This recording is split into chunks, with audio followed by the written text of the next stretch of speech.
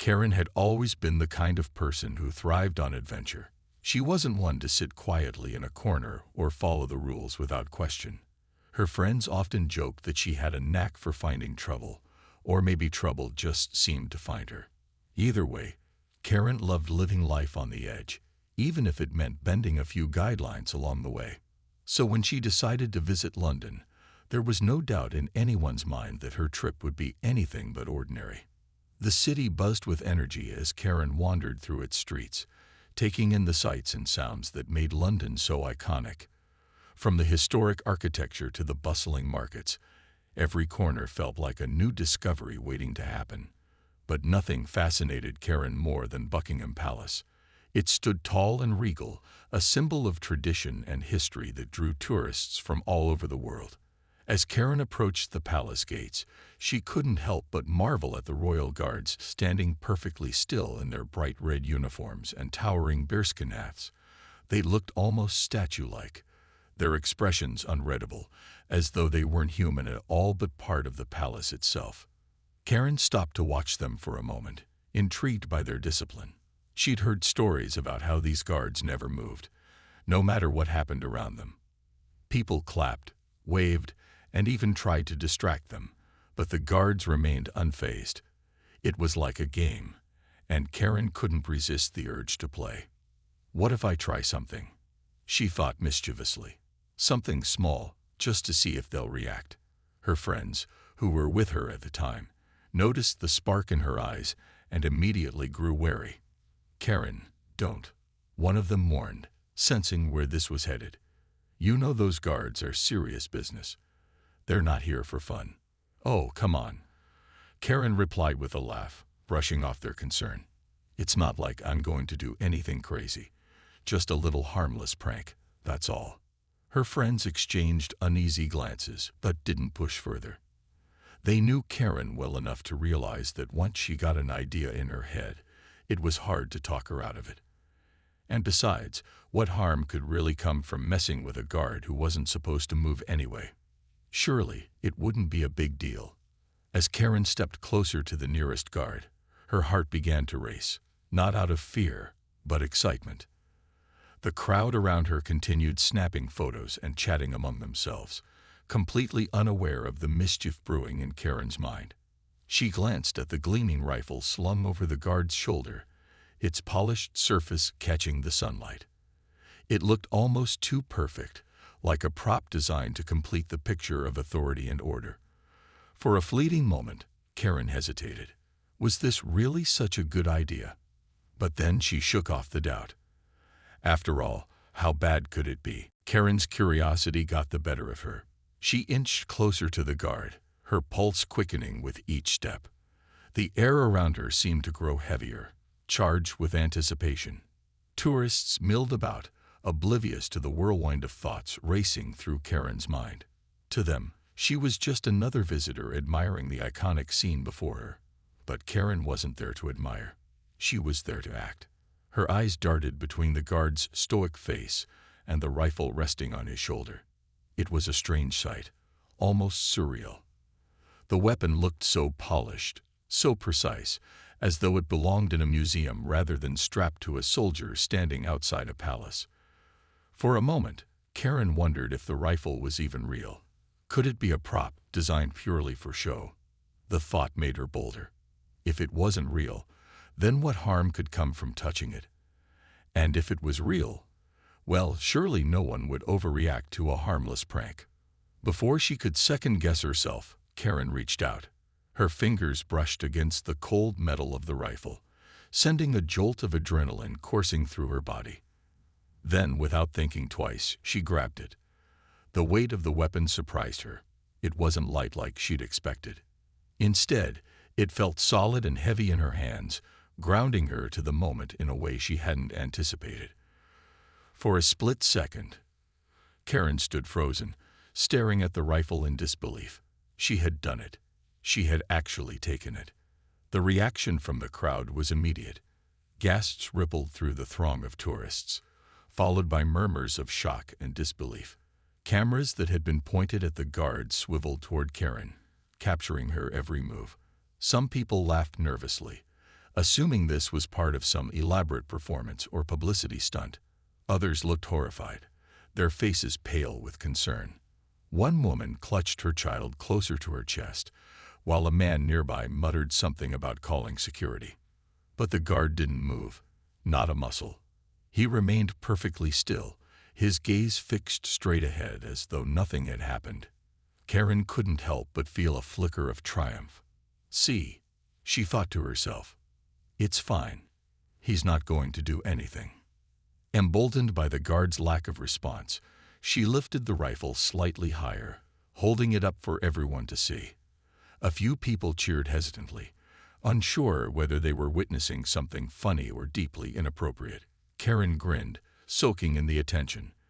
This was exactly what she wanted. A little excitement, a little chaos, something to make her trip unforgettable. Yet, even as she basked in the moment, a small voice in the back of her mind whispered a warning. Something about the situation felt off, like the calm before a storm. The guard's unwavering composure should have reassured her, but instead, it unnerved her. Why wasn't he reacting? Was he trained to ignore distractions like this, or was he waiting for something, or someone, to intervene? Karen's friends, who had been watching from a distance, exchanged panicked looks. They had warned her not to do anything reckless, but now it was too late. One of them started edging closer, ready to pull Karen away if things escalated. Another scanned the area anxiously, searching for signs of trouble. Their instincts told them that this wasn't just a harmless joke anymore. It was teetering on the edge of something far more serious. And then it happened. A sharp whistle pierced the air, followed by the sound of boots pounding against the pavement. Suddenly, the atmosphere shifted. What had started as a playful prank transformed into something tense and unpredictable. Security personnel appeared seemingly out of nowhere, their movements swift and deliberate. Karen's grin faltered as reality began to sink in. Maybe this wasn't such a good idea after all. The media frenzy surrounding Karen's actions reached a fever pitch within days. Her face was everywhere, on television screens, newspapers, and social media feeds. Reporters dissected every detail of the incident, speculating about her motives and questioning whether she truly understood the gravity of what she had done. Headlines ranged from sensationalist, tourist turns terrorist for a laugh, to slightly more forgiving, a prank gone horribly wrong. But none of them painted Karen in a positive light. The public seemed divided, with debates raging online about accountability, cultural ignorance, and the appropriateness of the security response. For Karen, the attention was suffocating. At first, she tried to ignore it, convincing herself that the storm would pass if she kept her head down. But the constant scrutiny made that impossible. Everywhere she turned, people were talking about her. In coffee shops, strangers whispered behind their hands as she walked by. On buses, commuters openly stared or snapped photos without asking permission. Even her own reflection in store windows felt foreign, like she was looking at someone else entirely, a person who had become infamous overnight. Her friends, once supportive, began distancing themselves. They didn't say it outright, but Karen could sense their discomfort whenever they met. Conversations grew stilted, filled with awkward pauses and forced smiles. Some stopped inviting her to gatherings altogether, fearing association with her might attract unwanted attention. Others gently suggested she lay low until the controversy died down. While Karen understood their reasons, their withdrawal still hurt. She had always been the life of the party, the one everyone wanted around. But now, she felt like a pariah. Work became another challenge. Back home, Karen struggled to find employment after news of her escapade spread. Employers hesitated to hire someone whose name was linked to such a high-profile incident. During interviews, she could see the skepticism in their eyes when they asked about gaps in her resume or how she handled stressful situations. No matter how sincerely she explained that she had learned from her mistake, the shadow of her past loomed large. Rejection letters piled up, each one chipping away at her confidence. Even simple tasks, like running errands or attending community events, became daunting. People recognized her instantly, often approaching her to share their unsolicited opinions. Some lectured her about respecting boundaries, while others mocked her for being reckless. A few even accused her of tarnishing the reputation of tourists everywhere. Each encounter left Karen feeling smaller, more invisible, as though she had lost control of her identity entirely. Despite the overwhelming negativity, there were moments of unexpected kindness. One day, while standing in line at a grocery store, an elderly woman tapped Karen on the shoulder. "I've read about you," the woman said softly, her voice free of judgment. "It must be hard carrying all this weight. Just remember, mistakes don't define us. It's how we grow from them that matters." Those words stayed with Karen long after the encounter ended, offering a glimmer of hope amid the chaos. Karen also found solace in writing. Late at night, when the world outside felt too loud, she poured her thoughts onto paper. She wrote about her regret, her shame, and her determination to change. Slowly, these fragments turned into a personal essay, which she shared anonymously online. To her surprise, it resonated with readers who admitted they too had made poor decisions in the past.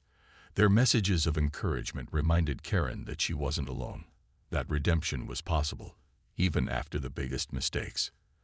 As weeks turned into months, Karen began rebuilding her life piece by piece. She avoided crowded places, deleted most of her social media accounts, and focused on finding new ways to contribute positively to her community. Though the scars of her experience remained, she started seeing them not as marks of failure, but as reminders of resilience. For the first time since the incident, Karen allowed herself to believe that maybe, just maybe, she could emerge stronger from the storm she had created. The whistle cut through the air like a knife, sharp and piercing. Karen's heart skipped a beat as she turned her head to see several security officers rushing toward her. Their faces were stern, their movements precise and calculated, as though they had rehearsed this exact scenario countless times. The once curious crowd of tourists scattered in every direction, some ducking behind barriers, others backing away with wide eyes. The playful energy that had filled the area just moments ago evaporated instantly, replaced by an overwhelming sense of tension. Karen stood frozen, the rifle still clutched awkwardly in her hands. Her mind raced, trying to process what was happening. She hadn't expected this kind of reaction. Surely, someone would step forward and explain that it was all just a silly misunderstanding, a joke gone slightly too far. But no one did. Instead, the officers closed in around her, forming a tight circle. One of them shouted loud enough for everyone to hear, "Drop the weapon. Now." His voice was firm, leaving no room for negotiation. Karen hesitated, her grip tightening on the rifle instinctively. It wasn't because she wanted to defy them. It was because her brain couldn't keep up with the rapid unraveling of events. Everything had spiraled out of control so quickly that she barely had time to breathe, let alone think clearly. The weight of the rifle suddenly felt unbearable, both physically and emotionally. "Put it down." Another officer barked, his tone even sharper than before. This time, Karen reacted. With trembling hands, she lowered the rifle slowly, placing it gently on the ground. She raised her palms in surrender, hoping to show that she meant no harm. But the officers weren't taking any chances. Within seconds, two of them lunged forward, grabbing her arms and forcing her to the ground. Karen gasped as her knees hit the pavement, the impact jarring but not nearly as shocking as the realization that she was being treated like a criminal. The crowd watched in stunned silence. Some people recorded the scene on their phones, while others whispered nervously among themselves. A few brave souls tried to intervene, calling out to the officers to explain that Karen was just a tourist who didn't understand the rules. But their pleas fell on deaf ears. To the security team, there was no room for explanations or excuses, not when it came to protecting the royal family and maintaining order at Buckingham Palace. As Karen lay face down on the cold stone, her cheek pressed against the rough surface, she heard snippets of conversation between the officers. Words like protocol, breach, and potential threat floated above her, each one sinking deeper into her chest like a stone. She realized then that this wasn't just about a stolen moment of fun. It was about something much bigger. These guards weren't ordinary soldiers. They were part of a system designed to prevent danger at all costs. And by grabbing the rifle, Karen had unknowingly crossed a line she never intended to approach. Her friends, who had been standing nearby, were ushered away by other security personnel. They called out to her, their voices filled with panic and disbelief. Karen wanted to shout back, to tell them she was sorry and that everything would be okay. But the words caught in her throat. For the first time in her life, Karen felt truly powerless. The playful grin she had worn only moments earlier was long gone, replaced by a look of sheer terror. The sound of radios crackling filled the air as reinforcements arrived. More officers joined the scene, scanning the area for any additional threats. Dogs barked in the distance, their trained noses sniffing for anything unusual. Sirens wailed faintly, growing louder as vehicles approached the palace gates. It was chaos, but a controlled kind of chaos, where every movement and decision was deliberate and purposeful. Karen closed her eyes, trying to block out the noise and confusion. She thought about how easy it had been to convince herself that this was harmless, that nothing bad could come from a little mischief. How wrong she had been. As the officers hauled her to her feet and began leading her away, Karen knew one thing for certain. Her vacation, and maybe even her life, would never be the same again. Months passed, and Karen's life began to settle into a new rhythm. One that was quieter, but also more intentional. The initial wave of media attention had subsided, though occasional reminders of her infamous moments still surfaced. A late-night talk show host might crack a joke about that rifle girl, or an old news clip would resurface on social media, sparking fresh rounds of comments. But Karen had learned to brace herself for these moments, knowing they were part of the price she had to pay for her actions. The legal consequences continued to weigh heavily on her. In addition to the fines and the UK travel ban, Karen faced restrictions in other areas of her life. Her passport carried a note flagging her as someone who had breached security protocols, making international travel difficult. Some countries required additional screenings before allowing her entry, while others outright denied visas. It was a humbling experience, forcing her to confront the ripple effects of what she once dismissed as harmless fun. But perhaps the most profound change came in how Karen viewed herself. She spent countless hours reflecting on her behavior, trying to understand why she had acted so impulsively. Was it boredom, a desire for attention, or simply a lack of awareness about the rules she was breaking? Whatever the reason, Karen realized that her mindset needed to shift. She couldn't keep blaming external factors, her adventurous nature, peer pressure, or even the monotony of tourist routines, for her poor decisions. Taking responsibility meant owning every aspect of what had happened, no matter how uncomfortable it felt. This newfound sense of accountability inspired Karen to take action. Determined to turn her mistake into something meaningful, she began volunteering with organizations focused on educating travelers about cultural sensitivity and responsible tourism. At first, the work was daunting. Standing in front of groups of people and admitting her past blunder wasn't easy, especially when some attendees looked at her with skepticism or disapproval. But Karen pushed through, knowing that sharing her story could prevent others from making similar mistakes. Her presentations became raw and honest.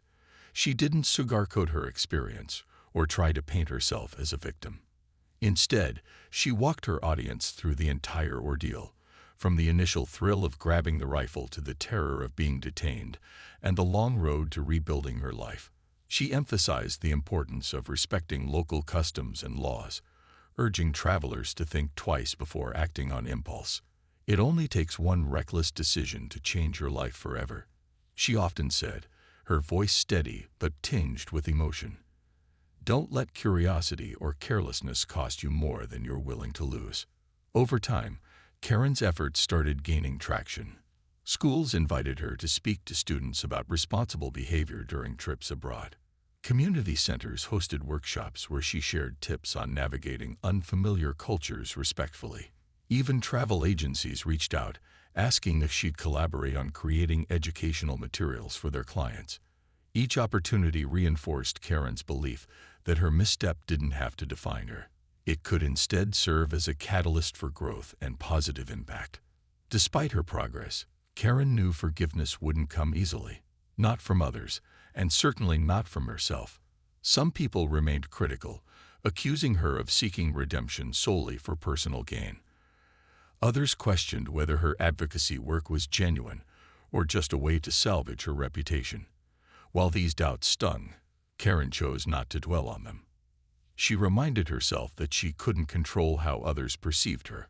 All she could do was focus on becoming the best version of herself. By the end of the year, Karen noticed subtle changes in her outlook. The weight of shame hadn't disappeared entirely, but it no longer crushed her spirit. She found joy in small victories, like receiving heartfelt thank you notes from workshop attendees, or seeing strangers engage thoughtfully with her online content. These moments reassured her that her journey, though painful, was leading somewhere worthwhile.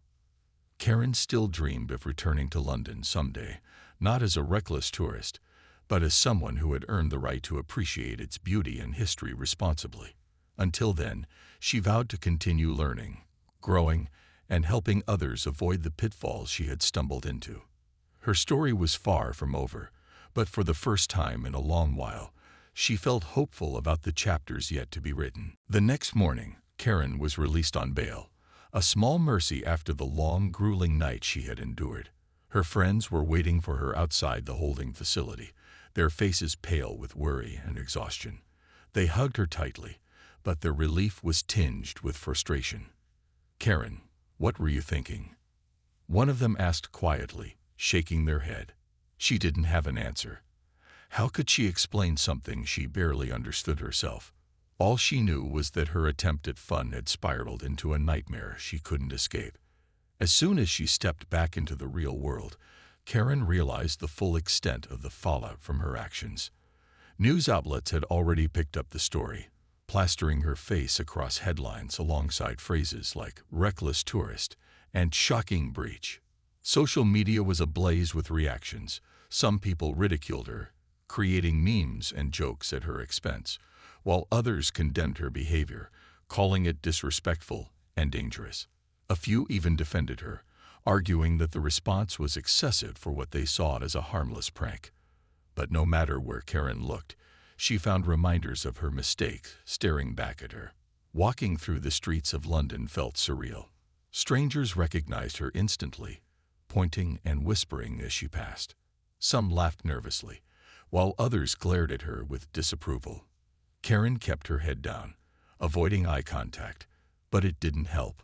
Every comment, every glance, felt like a dagger to her pride. For someone who thrived on adventure and attention, this sudden infamy was unbearable. She wanted nothing more than to disappear, to rewind time and undo everything that had happened. But the hardest part wasn't the public scrutiny. It was the legal consequences. Karen was summoned to appear before authorities to address her actions formally. She learned that she would not only face hefty fines, but also be banned from re-entering the UK indefinitely. The decision hit her like a ton of bricks. This wasn't just a slap on the wrist. It was a permanent mark on her record, one that would follow her wherever she went. The thought of never returning to London, a city she had once dreamed of exploring, was devastating. In addition to the ban, Karen was required to attend mandatory courses on cultural sensitivity and law enforcement protocols. At first, she resented the idea, feeling it was unnecessary punishment for what she still considered a harmless act. But as the weeks went by and she sat through those sessions, something shifted inside her. She began to understand the weight of her actions in a way she hadn't before. The instructors explained how royal guards weren't just symbols of tradition. They were trained professionals tasked with protecting national security. Their rifles weren't props. They were tools meant to safeguard lives. By grabbing the weapon, Karen hadn't just broken a rule. She had disrupted a system designed to prevent chaos. Her friends noticed the change in her. Gone was the carefree, impulsive Karen who lived for thrills without considering the consequences. In her place was someone quieter, more reflective, and deeply remorseful. She stopped brushing off criticism and started listening to the perspectives of others. When acquaintances joked about her 15 minutes of fame, she forced herself to smile politely instead of lashing out. Internally, though, she carried the shame of knowing she had let so many people down. Not just her friends and family, but also the countless strangers who now viewed her as reckless or entitled. Karen's online presence became another battleground. Comments flooded her social media profiles, ranging from supportive messages urging her to learn from her mistakes to scathing insults questioning her intelligence and character. She deleted most of her accounts, unable to handle the constant barrage of opinions. It was isolating, but it also gave her space to process everything that had happened. Alone in her room at night, she replayed the incident over and over in her mind, wondering how she could have been so blind to the potential consequences of her actions. Despite the overwhelming negativity, there were moments of grace. A few kind-hearted individuals reached out to offer advice or share stories of their own missteps, reminding Karen that everyone makes mistakes. These small acts of compassion helped her cling to hope, even when it felt like the world had turned against her. Slowly, painfully, Karen began piecing together a path forward, one that involved taking responsibility for her choices and working to rebuild trust, both with herself and with those around her. Years had passed since the day Karen grabbed that rifle, but its memory lingered in her mind like an indelible mark. It wasn't something she could forget, nor did she want to. The incident had shaped her in ways she never anticipated, teaching her lessons about responsibility, humility, and the power of second chances. Though it had been a painful chapter in her life, Karen now saw it as a turning point, a moment that forced her to confront who she was and decide who she wanted to become. By this time, Karen had built a reputation as an advocate for responsible tourism. Her workshops and speaking engagements had grown in popularity, drawing crowds not just from her hometown, but from cities across the country. People were drawn to her authenticity. She didn't shy away from sharing the full scope of her story, including the parts that made her look foolish or reckless. She spoke openly about the embarrassment, the legal battles, and the isolation she had faced, emphasizing that her journey to redemption hadn't been easy, but it had been worth it. Karen's message resonated deeply with young travelers, many of whom confessed they too had been tempted to push boundaries while abroad. "I get it," Karen would say with a knowing smile. "You're excited, you're curious, and you want to make memories. But think about the bigger picture. Your actions don't just affect you. They can impact entire communities." She encouraged them to channel their adventurous spirit into meaningful experiences, like volunteering locally or learning about the culture they were visiting. Her advice was practical yet heartfelt, rooted in the hard-earned wisdom of someone who had learned the hard way. Her advocacy work also led to unexpected opportunities. Travel companies began consulting her on how to educate their clients about cultural sensitivity. The local newspaper featured her in a series about individuals making a positive impact in their communities. Even a documentary filmmaker approached her, proposing a project about her transformation from a reckless tourist to a thoughtful advocate. At first, Karen hesitated. She wasn't sure she was ready to relive those difficult years on camera, but ultimately, she agreed. If telling her story could help even one person avoid a similar mistake, she decided it was worth it. Despite her successes, Karen remained grounded. She knew she couldn't undo the past, and she didn't try to erase it. Instead, she embraced it as part of her story, using it to remind herself of how far she'd come. On quiet evenings, she sometimes flipped through old journals, reading about the fear and regret she had felt in the aftermath of the incident. Those entries served as a stark contrast to the confidence and purpose she felt now, reinforcing her belief that growth often comes from discomfort. Karen's relationships also improved over time. Many of her friends eventually forgave her, realizing that she had worked hard to change. They admired her resilience and supported her efforts to give back to the community. Some even joined her at events, helping spread her message to wider audiences. Their renewed trust meant the world to Karen, filling a void she hadn't realized still existed. As for London, Karen hadn't returned. Not yet. The UK travel ban was still in effect, and though she hoped it might one day be lifted, she accepted that it was out of her control. In the meantime, she focused on other destinations, exploring them with a newfound appreciation for their history and traditions. Before each trip, she researched local customs and etiquette, determined to be the kind of traveler she once criticized. Her adventures were no longer about seeking thrills. They were about connection, understanding, and respect. One evening, as Karen sat by her window watching the sunset, she reflected on how much her life had changed. She thought about the impulsive young woman she used to be, the one who acted without thinking, and compared her to the person she had become. That reckless act at Buckingham Palace had cost her dearly, but it had also given her something invaluable: perspective. She realized that mistakes, no matter how big, don't have to define us. What matters is what we do afterward, how we choose to grow, learn, and contribute. Karen smiled softly, feeling a sense of peace she hadn't known before. She didn't know what the future held, but she was ready to face it head-on, armed with the lessons of her past. And though she couldn't rewrite history, she could ensure that her story inspired others to tread carefully, thoughtfully, and respectfully wherever their journeys took them. The officers moved with practiced efficiency, their grip on Karen firm and unyielding. She stumbled slightly as they led her away from the scene, her legs still shaky from the adrenaline coursing through her body. Her mind was a blur of panic and confusion, struggling to catch up with the reality unfolding around her. Tourists who had been gawking just moments earlier now turned their heads, whispering among themselves or snapping photos as if this were some kind of bizarre spectacle.